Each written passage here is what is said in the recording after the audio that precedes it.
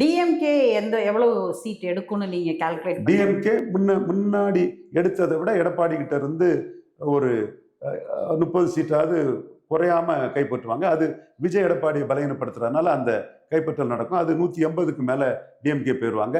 காரணம், திமுகவை எதிர்த்து சீட் கன்வெர்ட் பண்ணக்கூடிய கெப்பாசிட்டி உள்ள எடப்பாடி பழனிசாமி 2021க்கு பிறகு ஓபிஎஸ் இழந்துட்டாரு. 21 களத்துக்குள்ள வராத சசிகலா வந்து இப்ப டேமேஜ் பண்றாங்க. விஜய் எம்ஜிஆர் ஜெயலலிதா பேர சொல்லி வராரு.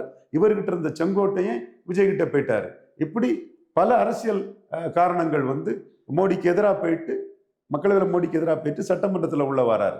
இப்படி பல அரசியல் காரணங்கள் வந்து எடப்பாடி பழனிசாமி பலகீனப்படுறதுக்கு வந்து தெள்ள தெளிவா ஒரு கிளியர் கட் எவிடன்ஸா இருக்குது. அந்த பலகீனத்தை அவர் அடையும் போது ஈர்ப்பு சக்தி இல்லாத அவரு தெளிவா வந்து 5 விழுக்காடு டிஃபரன்ஸ்ல இருந்த ஸ்டாலின் 26ல 10 விழுக்காடு டிஃபரன்ஸ் ஆகும்போது அந்த சீட்டின் எண்ணிக்கையே 180 190 அது ஹெவியா போயிடும். இவர் 75 இந்த இவர் வந்து 30 25 இவர் கீழே டவுன் ஆயிடுவார். இதுதான் இயல்பா நடக்கக்கூடிய ஒரு அரசு. டிவிக்கு எத்தனை சீட் வாங்கும்? டிவிக்கே நல்ல வாக்கு பலம் காட்டுவாங்க. சீட் கன்வெர்டபிலிட்டிங்கிறது அவங்களுக்கு வந்து சிரமம் தான். அபூர்வமா ஒருத்தர் 2000 ரூபா கொடுத்துருக்கிறாராம் சேலத்துல, திருநெல்வேலியில் ஒருத்தர் 1500 ரூபா கொடுத்துருக்கிறாராம். இப்படி விஜய்க்கு பாப்புலாரிட்டி பிளஸ் பணபலம்ங்கிறதுல அபூர்வமா ஒரு சில சீட்டுகள் கன்வெர்ட் ஆயிடலாம். அது உறுதி கிடையாது, ஒரு வேளையில ஆயிடலாம். அதாவது நீங்க 2019 ஒரு ஸ்ட்ராட்டஜி சொல்லுவீங்க, ஸ்டாலின் வர்சஸ் அதர்ஸ். நீங்க தான் அந்த நரேஷனை ஃபர்ஸ்ட் வச்சீங்க. இந்த எலெக்ஷனும் அப்படிதான் இருந்துச்சு. ஸ்டாலின் வர்சஸ் அதர்ஸ் தான். நாளைக்கும் ஸ்டாலின் வர்சஸ் அதர்ஸ் தான். நான் இன்னைக்கு சொல்றது பலருக்கு ஆச்சரியமா கூட இருக்கலாம். நான் வந்து கான்ஃபிடண்டா இருக்கனால தான் அதை சொல்றேன். விஜய் வந்து எடப்பாடியை தான் பலகீனப்படுத்துவாருங்கிறதுல நான் கான்ஃபிடண்டா இருக்கனால தான் நான் சொல்றேன். அப்போ இன்னைக்கு போட்டிங்கிறது வந்து யார் ஸ்டாலினுக்கு போட்டியாளருங்கிறத தான் போட்டி. விஜயா எடப்பாடியான்னு. நாளைக்கு 31லையும் விஜய சீஃப் மினிஸ்டர் கேண்டிடேட் ஆட்டு எடப்பாடி சொல்ல போறதில்லை, எடப்பாடியை சீஃப் மினிஸ்டர் கேண்டிடேட் ஆட்டு விஜய் சொல்ல போறதில்லை.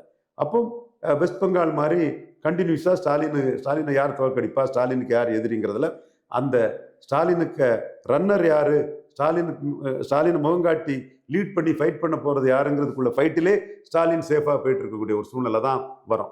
அதைத்தான் நான் சொன்னேன், 1 to 1 தான் ஸ்டாலினை தோற்கடிக்க முடியும்னு. இப்போ மல்டி கார்னர் கண்டஸ்ட்னு சொல்லும்போது Stalin versus Edappadi NDA, Stalin versus Vijay, Stalin versus சீமான்னு வரும்போது ஸ்டாலினுக்கு எதிரான வாக்குகள் வந்து 3ஆ பிரியுது. நீங்க என்னதான் ஆன்டி எஸ்டாப்ளிஷ்மெண்ட் இருந்தாலும் 67ல் 6 விழுக்காடு தான் ஆன்டி எஸ்டாப்ளிஷ்மெண்ட் வாக்கு. 1 இந்தி போராட்டம், உணவு பற்றாக்குறை, இப்படி மக்கள் மாற்றத்தை விரும்புனது, எம்ஜிஆர் துப்பாக்கி சூடு, இது எல்லாமே இன்னும் மல்டிபிள் ரீசன்ஸ் எல்லாம் சேர்ந்து ஒரு 6 விழுக்காடு தான் ஆன்டி எஸ்டாப்ளிஷ்மெண்ட் இருந்தது. 67 மாதிரி இப்பவும் போலிங் கூடிட்டுன்னு கூடல. 67 6 விழுக்காடு போலிங் கூடிச்சு. இப்போ வந்து போலிங் கூடல. அது வந்து இயல்பான ஒன்றா தான் இருக்குது. அன்னைக்கு வந்து 62 6 விழுக்காடு கூடிச்சு. இதெல்லாம் சேர்ந்து 1 to 1 பேரறிஞர் அண்ணா பெருந்தகையும் மூதறிஞர் ராஜாஜியும் கொண்டு வந்தனால தான் காங்கிரஸை வந்து வீழ்த்த முடிஞ்சது. அதே மாதிரி ஸ்டாலினை வீழ்த்தணும்னா 1 to 1 வேணும். 1 to 1ல முடியாதுங்கிறது தான் சென்னையில் விஜய் வந்து ரன்னர் அப்பா வராருன்னு சொல்றாங்க. பட் 0ல இருந்து அவர் எவ்வளவுதான் எழும்பி வந்தாலும் சீட் கன்வர்ஷன் வந்து அவருக்கு கேள்விக்குறி தான். அபூர்வமா ஏதாவது வந்தா உண்டே தவிர மற்றபடி கேள்விக்குறி தான். ஒரு வேளையில இவர் எடப்பாடி தலைமையில் நின்று ஒரு 1 to 1 வந்துன்னு சொன்னா சிட்டிலே வந்து சீட் கன்வர்ஷன் வந்திருக்கும்.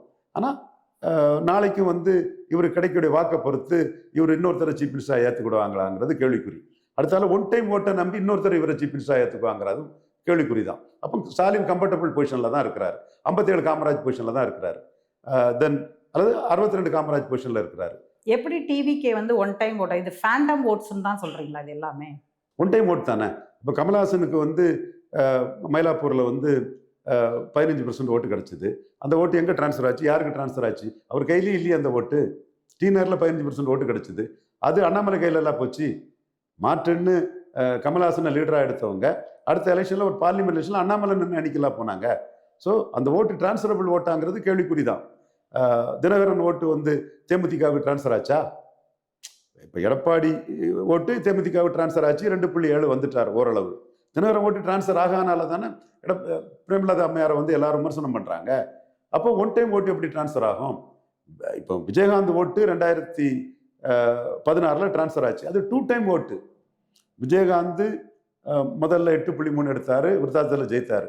பிறகு மதுரை மத்திய இடைத்தேர்தல், மதுரை மேற்கு இடைத்தேர்தல் ஜெயலலிதாவுக்கு சிம்ம சுப்பனமாக இருந்தார். உள்ளாட்சி தேர்தலில் பெர்ஃபார்ம் பண்ணார். அதற்கு பிறகு மக்களவைத் தேர்தலில் 10 விழுக்காடு எடுத்தார் 2009. 11 ஜெயலலிதா அம்மையார்ட்ட கூட்டணி சேரும்போது 2 டைம் ஓட்டு டிரான்ஸ்ஃபர் ஆச்சு. 1 டைம் ஓட்டு ஃபேண்டசி ஓட்டு தான், ஃபேன் பேஸ் ஓட்டு தான். அது சீரியஸான ஓட்டு, உறுதியான ஓட்டு, காங்கிரீட்டான ஓட்டுன்னு அந்த ஓட்டை சொல்ல முடியாது. ராமதாஸ் 3 தடவை ஓட்டு எடுத்தார். 1989, 91, 96. 4வது முறை அந்த ஓட்டை, காங்கிரீட்டான ஓட்டை ஜெயலலிதா அம்மையாருக்கு டிரான்ஸ்ஃபர் பண்ணி கொடுத்தார்.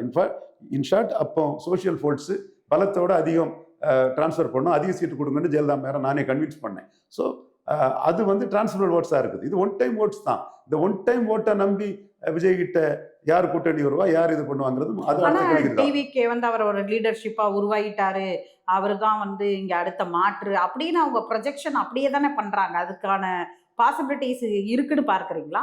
அந்த ப்ரொஜெக்ஷன் பண்ணனால தான் இந்த எக்ஸ் அளவு ஓட்டாது வருது. அந்த ப்ரொஜெக்ஷன் அவங்க கரெக்டாக தான் பண்ணாங்க. 2 தொகுதியில் நின்றது, நாங்கள் பெரிய தலைவர் 2 தொகுதியில் நிற்போம்னு சொன்னாப்புல. மற்றவங்களுக்கு அதோட நுணுக்கம் சிலருக்கு புரியல அந்த இது அரசியல் களத்துக்குள்ள. அதே மாதிரி தொடர்ந்து பிரச்சாரம் பண்ணால் அது அரைச்ச மாவாயிரும், புளிச்சு போகும். அதனால அதை கோடிங் பதுக்கல் மாதிரி சினிமா ஒரு மசாலா பட நடிகருக்கு 1.5 வருஷத்துக்கு ஒரு படம் நடிச்சாதான் ஆடியன்ஸ் வருவான். 6 மாசத்துக்கு ஒரு படம் நடிச்சா இன்னொரு ஹீரோ அவன் அடிச்சு போட்டுட்டு போயிடுவான். அப்போ அந்த பயம் வரும்போது படத்துக்கு கேப் விடணும். கேப் விட்டு இன்னொருத்தன் அடிச்சிடக்கூடாது. நம்ம கிட்ட உள்ள பொருள் ஸ்ட்ராட்டஜியா தான் அவர் பிரச்சாரம் பண்ணாம ஸ்ட்ராட்டஜியா தான் பண்ண வந்தாங்க. நம்ம கிட்ட உள்ள பொருள் பதுக்குனாதான் அந்த பொருளுக்கு டிமாண்ட் வரும். அந்த பொருளை நம்ம போட்டோம்னா அது மலிவாய் போகும். அப்போ நம்ம பிரச்சாரம் பண்றதை பதுக்கணும், கடைசியாக இருக்கணும். அந்த ஸ்ட்ராட்டஜியா தான் அது பண்ணாங்க. எனக்கு எல்லாமே தெரியுது. நான் இது அன்னைக்கு சொன்னோம்னா அவருக்கு விளம்பரமா இருக்கும். இன்னும் சொல்ல போனா அவருக்கு டகால்ட்டி வேலை, மோசடித்தனங்கள், சாரி டு சே மோசடித்தனங்கள் அவ்வளோத்தையும் அம்பலப்படுத்தினது தமிழ் மண்ணில். லாஜிக்கலா அவர் மேல தற்குறின்னோ, அவரை கோமாளின்னோ அந்த மாதிரி நான் எதையும் சொல்ல மாட்டேன். அதே மாதிரி அவர் தொடர்பாட்டு தங்களை டிஃபெண்ட் பண்ண முடியாத பெண்களை பற்றியும் முகமது நபி சொல்ற மாதிரி யாரை பற்றியும் நான் அவதூறு சொல்ல மாட்டேன். அது அவருக்கே தெரியும். பட் அவருக்கு ஃப்ராடுத்தனம், மோசடித்தனத்தை அத்தனையும் நான் அம்பலப்படுத்துவேன், அடிச்சுட்டு தான் இருப்பேன். சில ஃப்ராடுத்தனத்தை ஏன் சொல்லலைன்னா அது எலெக்ஷனுக்கு முன்ன சொன்னா அவருக்கு பப்ளிசிட்டி ஆகும். இது எனக்கு அப்பவே தெரியும். அப்போ நான் அதை சொல்லி நம்ம அதை ப்ரொஜெக்ட் பண்ணோம்னா அவருக்கு அது கூடுதல் பப்ளிசிட்டியாக தான் அது இருக்கும். மேலும் நான் அந்த இடத்துக்குள்ள அந்த 8ஆம் தேதியே நியூஸ் 18 தொலைக்காட்சியில் சொன்னேன், உங்களுக்கு சசிகலா ட்ரீட்மெண்ட் தான் இவருக்கு. வரதுக்கு முன்னாடியே நாட்டின் மானத்தை, இந்துக்களின் மானத்தை, இந்தியர்கள் மானத்தை காப்பாற்றின மோடி உங்களுக்கு கொள்கை எதிரி, ஊழல் வாரிசு அரசியல், என்னோட பார்வை ஊழல் வாரிசு அரசியல் இதெல்லாம் உள்ள ராகுல் காந்தி உங்களுக்கு புனிதர்னு சொன்னால் உங்களுக்கு உள்ள பாடம் படித்து கொடுக்கப்படும். ஐயாம்மா நடராசன் ராகுல் காந்தியை காட்டி மோடி கிட்ட எப்படி பவர் பாலிட்டிக்ஸ் பண்ணி ஒரு பாடத்தை படித்தாரோ அதே பாடம் உங்களுக்கு உண்டுன்னு 8ஆம் தேதி நான் சொன்னேன். இந்த இடம் தான் அவர் ஏமாந்து போன இடம். அவர் ரொம்ப விஜய்க்கு தெரியும், தனிப்பட்ட முறையில் அப்செட் ஆகி அவர் உட்கார்ந்த இடம் இதுதான். பட்டு அதை ஃபைட் பண்ண வேண்டியதான், ஃபைட் பண்ணினார். நான் அதை மறக்க வரல. ஜனநாயகம் படம் ஃப்ரீயாக வந்துடும், ஸ்டாலின் படத்தை கெடுக்க பார்க்காரு, உதயநிதி கெடுக்க பார்க்காருன்னு ஒரு கத்தலா கத்தி தமிழ்நாடு ஃபுல்லாக பெரிய ஹிட் ஆக்கி கடைசி படங்கிற ஹைப்பை கொடுத்து திமுகவுக்கு எதிரான படம்னு சொல்லி அதிமுக எல்லாம் பார்க்க வச்சு நான் தான் ஸ்டாலினுக்கு எதிரான ஒரு பெரிய இதை அந்த படத்தில் கொடுக்கணும்னு நினச்சிருந்தாரு. வசூலுக்கும் லாபம், அரசியலுக்கும் லாபம்ங்கிற லெவலில் இருந்தார். நாம அந்த இடத்துக்குள்ள வரும்போதே மோடி எதிர்ப்பாளராட்டு ராகுல் காந்திக்கு ஆதரவாளர் வரும்போது ஐயாம்மா நடராசன் இந்திரா காந்தி குடும்ப ஆதரவாளர்ட்டு ராகுல் காந்தியை கூட்டிட்டு ஜெயலலிதா இதுல மோடி கிட்ட பவர் பொலிட்டிக்ஸ் பண்ணும்போது அதே பொலிட்டிக்ஸை பண்றாருங்கிறத மோடியை ரிலேட்டன் பண்ணி நானே சொன்னதுதான். தமிழிசை, நயினாறு, சகோதரன் சகோதரி இதில் தான் இவங்க எல்லாத்தையும் மீறி இவருக்கு ஒரு அடி கொடுத்தேன். எதிர்பாராத ஒரு அடி அவருக்கு. இன்னும் இது தொடர்பான அடிகள் அவருக்கு இருக்குது. ஏன்னா நீ வரும்போதே நீங்க ராகுல் காந்திக்கு ஆதரவாளர் மோடிக்கு எதிராக வரும்போது உண்மையான மோடி லாயலிஸ்ட் பார்த்துட்டு இருக்க மாட்டாங்க. எப்படியாவது உங்க பாப்புலாட்டில் எம்எல்ஏ ஆன்னு நினைக்கக்கூடிய நயினாறு, தமிழிசை போன்றவங்க உங்களுக்கு வேணா ஜாலரா அடிச்சு விஜய் பெரிய ஆளு அது இதுன்னு பேசலாம். நம்ம அதுல மோடிக்கு இதுல நஷ்டம் இருக்குங்கிறத நாம குறியா வச்சு பார்க்கணும்னு சொல்லும்போது மோடியை நீச்சுன்னு சொன்னா பிரியங்கா காந்தி, மணிசங்கரையும் லீச்சுன்னு தமிழ் மண்ணில் இருந்து சொன்னது மற்ற பாஜக தலைவரோட நாம தான். ஸோ நம்ம கருத்துக்கு மோடிட்ட வெயிட்டேஜ் உண்டு. அந்த வகையில் உங்களோட அரசியல் வரும்போதே ஒரு ப்ரோ ராகுல்ங்கிற இதுல வரும்போது உள்ள நஷ்டங்களை இன்னும் விஜய் அடைஞ்சுதான் தீரணும். அது ஃபேஸ் பண்றது அவருக்கு தரம், அது வர விஷயம். பட் இதை ஏன் நான் அப்போ ஹைலைட் பண்ணலைன்னா அந்த ஜனநாயகம் படம் முடக்கப்பட்டதையும் ஒரு சிம்பதி ஆக்குவாருன்னு தெரியும். ஜனநாயகம் படத்துக்கு பிறகு உண்மையிலே பயந்துட்டார். அப்புறம் பாசிச பாஜக எல்லாம் சொல்லல அவர். அந்த இடம் தான். அதாவது ப்ரோ ராகுல்னு நீங்க சொல்றீங்க, ஆனா என்டிஏ ஏதோ ஒரு இடத்துல சாஃப்ட் கார்னரா, ஏன் திமுகவே பல இடங்கள்ல டிவிக்கு ஒரு பி டீம் அப்படிங்கிற அளவுக்கெல்லாம் விமர்சனம் வச்சாங்க இல்லையா? இன்டைரக்டாக பிஜேபிக்காரங்க விஜய்க்கு டாக்டிக்கல் சப்போர்ட் கொடுப்பாங்கங்கிறது, ஒரு தரப்பு கொடுப்பாங்கங்கிறது தான் ஒரு இது. ஸோ திமுக அந்த வருஷத்தை வச்சாங்கன்னா ஹேமாலினி கமிட்டி போட்டு கரூர் சம்பவத்தை திமுகவுக்கு எதிராக விஜய்க்கு சாதகமாக பிஜேபி பயன்படுத்த நினைச்சாங்க. ஸோ இதுவும் அங்கே இருக்குது. இதெல்லாம் இருக்கிறதுனால சென்சாரில் பிரச்சனை இருக்காதுன்னு நினைச்சாரு. அந்த இடம் தான் நாம உள்ள புகுந்து மோடி கிட்ட நம்ம கருத்து செல்லுபடியானது இடத்த சொல்றோம். நீங்க சொல்லக்கூடிய இது வந்து பிஜேபிக்குள்ள அவருக்கு ஆதரவா பிஜேபி ஆதரவாளர்கள்லாம் அவருக்கு 50 சீட்டு கொடுத்தா 40 சீட்டு ஜெயித்துருவாரு, அவர் என்டிஏக்குள்ள அவர் வரணுங்கிற லெவலில் ஒரு முயற்சி நடந்துங்கிறதும் உண்மைதான். பட் அவர் சிஎம் கேண்டிடேட்டுங்கிற அந்த இதில் அந்த இதுக்குள்ள வரல. தனக்கு கொடுத்த கவர்னர் மாளிகையில் கொடுத்த ப்ரொடெக்ஷன் அது இதெல்லாம் என்ஜாய் பண்ணிக்கிட்டாரு. நம்மளோட பாயிண்ட் ஆஃப் வியூ மீண்டும் இதுதான். எல்லாம் அவர் என்ஜாய் பண்ணிக்கிடுவாரு, எல்லாம் அவர் அனுபவிச்சுக்கிடுவாரு. லாஸ்ட் மினிட்ல அவர் தேவைக்கு கரெக்டாக மற்றவங்களை ஏமாத்திட்டு போயிடுவார். அப்போ மற்றவங்களை அவர் ஏமாத்திட்டு போறது அவருக்கு திறமை, அலர்ட்டா இருக்கிறது மற்றவங்களுக்கு கடமை. மோடி அலர்ட்டா இருக்கணுங்கிறதுல நாம தெளிவா இருக்கணும். இல்ல நீங்க சொல்றத வச்சு பார்த்தா மோடியை விட சூப்பர் பவரா இருந்துருவாரா விஜய் அப்படின்னு ஒரு கொஸ்டின் இருக்குல்ல. இல்ல மோடி தான் அதுல ஸ்மார்ட்டா அப்ளை பண்ணாரு. நடராஜன் மிகப்பெரிய ராஜதந்திரி, மிகப்பெரிய ராஜேந்திர, இல்லை சந்தேகமே கிடையாது. ஜெயலலிதா அரசியல் வேண்டான்னு நிர்பந்தங்கள் மூடியது, நான் ஜாலியாக இருக்க போகிறேங்கிற பாணிக்கு எனக்கு அரசியல்லாம் தொல்லதாங்கிற மாதிரி ஓட இருந்தவங்கள வச்சு பெரிய வாய்ப்பு இருக்குன்னு சொல்லி கொண்டு வந்தவர் நடராஜன் தான். எல்லா இதுலையுமே நடராஜன் வெற்றி பெற்றார். அவர் வந்து மோடியை ஜஸ்ட் லைக் தட்னு பழைய டெல்லியில் இருக்கக்கூடிய காங்கிரஸ்காரன் மாதிரி நினச்சிக்கிட்டு பவர் பார்ட்டிஸ் பண்ணிடலாம், நம்மகிட்ட 37 எம்பி இருக்குதுன்னு முடிவு பண்ணிட்டு இருக்கும்போது அந்த இடம் நடராஜன் வந்து மனதளவில் இந்திரா காந்தி குடும்பம் தான் அங்கே ஜெயிக்கும். 71, 77, 80, 84, 89, 91 ராஜீவ்காந்தி அசாசினேஷன், 2004 சோனியா காந்தி, இப்படி இந்த குடும்பம் தான் இங்கே பார்லிமெண்ட் ஜெயிக்குங்கிறதுக்காக அப்படியே ராகுல் காந்தியை வச்சுக்கிட்டு டக்குன்னு காங்கிரஸ் திமுகவிலிருந்து எடுத்துக்கிட்டு வெற்றி பெற்று இவங்க சசிகலா மேயரை ஜெயலலிதாவோட பெரிய தலைவராக்கிடுவார். வட தமிழகத்தில் ஒரு விருத்தாச்சலத்திலே பூநகரிலே நின்று ஜெயித்து ஒரு காஸ்ட் நியூட்ரல் லீடர் ஆக்கி பெரிய லெவல் கொண்டு போயிடுவார். அது மோடிக்கு நஷ்டம், காங்கிரஸுக்கு லாபம். காங்கிரஸுக்கு வந்து திமுக ஆப்ஷன் இருக்கும், அண்ணா திமுக ஆப்ஷன் இருக்கும், பாஜக தெருவில் தான் நிற்கணும். இப்போ தெருவில் தான் நிற்குது, அது வேற விஷயம்.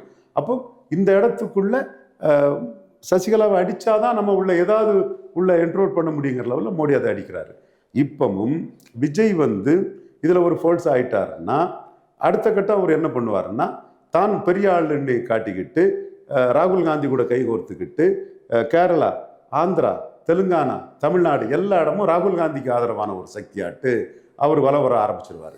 அதனால தான் எடுத்த எடுப்பிலே கொள்கை எதிரி பாஜகங்கிறத சொல்லிட்டாரு. இப்போ கூட காங்கிரஸ் கூட்டணி வந்து ஸ்டாலின் தர்றது எம்பி போஸ்ட்டு, எம்எல்ஏ போஸ்ட்டு, இன்னும் டெல்லி காங்கிரஸ் வந்து ஸ்டாலின்கிட்ட கொஞ்சம் சீட்டை வாங்கிட்டு நிற்கும்போது உண்மையான காங்கிரஸ்காரங்க என்கிட்ட தான் நிற்காங்கங்கிறதுன்னு சொல்லி காங்கிரஸை பயக்காத ஒரு அரசியலை, கிறிஸ்டின் முஸ்லீம் நம்பிக்கை பெறக்கூடிய ஒரு அரசியலை அவர் பண்ணார். அப்போ இந்த அரசியல் பண்ணக்கூடிய ஒரு 29 அரசியல் அரங்கத்துக்குள்ள தன்னை பெரிய ஆளாக்குறதுக்கு, தன்னை உயர்த்தி காட்டுறதுக்கு அவர் ராகுல் காந்தி கூட தான் போய் நிற்பார். சிக்னிஃபிகண்டாக எவ்வளோ ஓட்டு எடுத்தாலும் அந்த ஓட்டையும் தன்னோட பாப்புலாரிட்டியும் கொண்டு ராகுல் காந்தி கூட போய் தான் நிற்பார். அப்போ அவரை செக் பண்ணி சசிகலா மாதிரி அடிக்கணுங்கிறது தான் மோடியோட லாயலிஸ்டான எங்களோட எண்ணம். அந்த இடத்துக்குள்ள தான் நாங்கள் வந்து தெளிவாக சசிகலா ட்ரீட்மெண்ட் அவருக்கு கிடைக்கும்னு சொன்னோம். இன்னும் சசிகலா டைப் ட்ரீட்மெண்ட் வந்து மோடி கிட்ட விஜய்க்கு காத்திருக்குன்னு தான் பார்க்குறேன். எப்படி அதை ஓவர் கம் பண்ண போகிறாருங்கிறது அவருக்கு திறமையாக பார்க்குறேன்.